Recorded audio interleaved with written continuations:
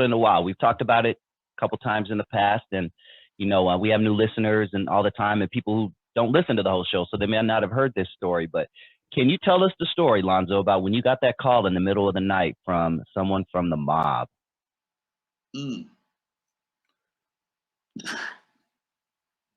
I was working with Michel'le. Michel'le had some new business partners, and these guys were serious dudes.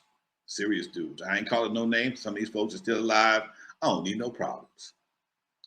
And one of the guys, they wanted to, they paid for my album, the Fast Lane album, gave me 25 grand for the album.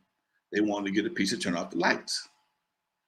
And another young lady that knew them was my manager. And I got an offer from Priority to do a licensing deal, which means I'm gonna rent this motherfucker for 5 years, put it on a compilation. Basically, I'm gonna do a bootleg, but I'm gonna pay you for it.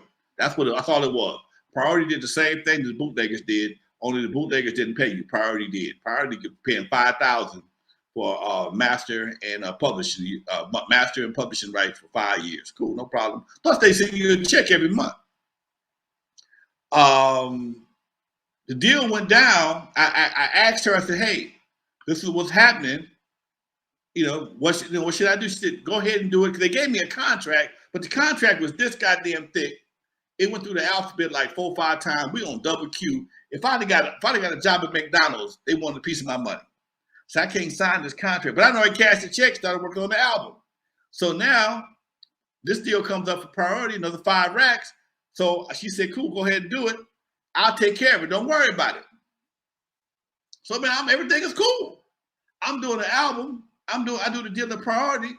All of a sudden, at 6 o'clock in the morning, LA time, I get a phone call. "Lonzo Williams." I said, "Yeah, I can help you. My name is so-and-so. I'm from New Jersey. And I understand you sold one of our records that we bought from you. If you were here in New Jersey, they find you in the East River or the North River, whatever it was." I said, "Huh? People like you, we don't care. We don't care for people like you. We don't like people like you who do business behind our back." Some shit like that. I'm like, "Hold on, man. What are you talking about? We gave you money for a product and you sold it to somebody else." I did not do that. I did not do that. So I said, "Man, first of all, remember who you're talking about, because the guy who represented them talked a lot. He never listened. He talked a lot and never listened. You ever met somebody like that don't never shut the fuck up? And even when you're talking to them, they're not listening for what you got to say. They're just waiting for you to stop so they can start talking and keep talking. They can start talking. So he was aware of the shit, but he never really grasped it. I said, second of all, it's a licensing deal. It's not you still have what you have. It's no licensing deal. It's just a licensing deal. I said, we do them all the time. It has no ownership. I still own the product. I just gave them permission to use it. Homeboy, calm down. Okay, all right. I'll talk to my man. I'm glad we had this conversation. And I'm like, fuck. He threatened. This motherfucker literally threatened my life. This ain't no homeboy shit. This is some real soprano type shit. This ain't no homeboy from the hood shit where you can go, dap it out. These motherfuckers car blow up and shit like this. So from that point on, I started carrying my strap in Michel'le. Every time I go to Michel'le, I was strapped up. Every time. I figure if the shit's jumping off, it's gonna be going 2 ways. It never jumped off, but I was also warned not to get in the car with this dude, their representative, because people in his position, cars have blown up. There's no bullet. Now people say, "Nah, man, where was Dre at? Dre wasn't around. They had already left. None of them niggas know this. None of them cats know this stories. None of them. This is post Dre. After Turn Off Lights, we broke up. That was our last record together. They were not around for the Fast Lane album. You can tell by my production. Not that it's whack, but it's just ain't one of my best deals. We rushed in to do the album, and you can tell. And this guy, the person I was warned, I can say who warned me. Jerry Heller warned me, "Hey man, be careful hanging around this dude, because especially if he gets in the car, he could, because the guy before him, allegedly car had a combustion problem, a major combustion problem. We go to priority. So now homeboy wants to go to Dakota with a priority and get this shit straightened out. I'm thinking what Jerry told me the whole time, man, don't get in the car, don't get in the car, don't get in the car. So come on, hop in the car. I'm gonna drive. Oh, fuck. I do not want to get in the car with this dude. Everything Jerry Heller said telling me is ringing in my head right now.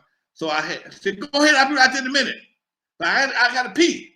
I took about 10 minutes. I did all kind of shit starting. He fired the car up, got the air conditioning going, everything was cool. I got in the car with the car. The car didn't blow up, but I'd been better off if the car had blown up because this motherfucker couldn't drive worth a damn. He's from New York. They don't drive in New York. He don't drive worth a damn. We get to priority. I mean, ain't got no appointment or nothing. No appointment or nothing. Just straight bullies the receptionist. This little white girl is shaking. Brian, there's somebody here wants to see you, and he wants to see you right now. Tell that motherfucker, and this is before priority put the big glass up. Tell that motherfucker I want to see him right now. He can hear us. Brian comes out, takes us to the back. Now, Brian know me. Brian know me. We did a lot of business together. What's going on, Lonzo? Tell me shut the fuck up. You motherfucker, you stole my record. Woo, woo, woo, woo, woo, woo. Brian sitting there with a big ass bottle of Jack Daniels on his desk. He's trying to pour a glass of Jack Daniels and take a shot without spilling it. It was hard to do. And homeboy talking shit all on his desk. Woo, woo, woo, woo, woo, woo, woo. I want to check right now, son of a bitch, the same one you gave him. Brian ordered a check. He ordered the goddamn check, got it paid. Now, we leave priority. And we in the other way, this motherfucker started laughing. I knew I'd get that son of a bitch. I'm like, what the fuck have I got myself into? What the fuck? The same dude told Don Michel'le if he caught him stealing, he would take his ass outside to the record plant, stick a funnel up his ass, and pour vinyl up his asshole till it came out of his fucking eyeballs. I'm sitting right there listening to the whole damn thing. All this shit's in my new documentary. Well, a lot of it is the second part about the funnel in the ass, the Brian story. I had to put it in the documentary. That's in the book though. That's real shit. And people, man, Lonzo, you did no. Understand this, man.